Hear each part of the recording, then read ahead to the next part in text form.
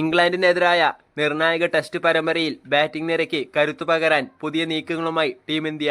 പരമ്പര 1-1 എന്ന നിലയിൽ നിൽക്കെ അവശേഷിക്കുന്ന മത്സരങ്ങൾക്കായി ഹർപ്രീത് ബ്രാറിനെയും ദീപക് ചഹറിനെയും ഒപ്പം കൂട്ടിരിക്കുകയാണ് ടീം ഇന്ത്യ. എന്നാൽ ഇരുവരും പ്രധാന സ്ക്വാഡിലെ ഭാഗമല്ല. പകരം നെറ്റ് ബോളർമാരായാണ് ഇവരെ ഇംഗ്ലണ്ടിൽ എത്തിച്ചത് എന്നാണ് പുതിയ വിവരങ്ങൾ.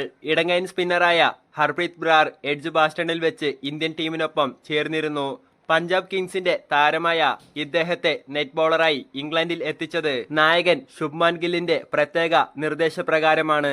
ഇംഗ്ലണ്ടിലെ സാഹചര്യങ്ങളിൽ ബാറ്റിംഗ് പരിശീലനത്തിന് സ്പിന്നർമാരുടെ സേവനം ആവശ്യമായതുകൊണ്ടാണ് ഈ നീക്കം. അതേസമയം പേസർ ദീപക് ചഹർ ലോർഡ്സിൽ വെച്ച് ഇന്ത്യൻ ടീം ക്യാമ്പുമായി സഹകരിക്കുന്നതിന്റെ ദൃശ്യങ്ങൾ പുറത്തുവന്നിട്ടുണ്ട്.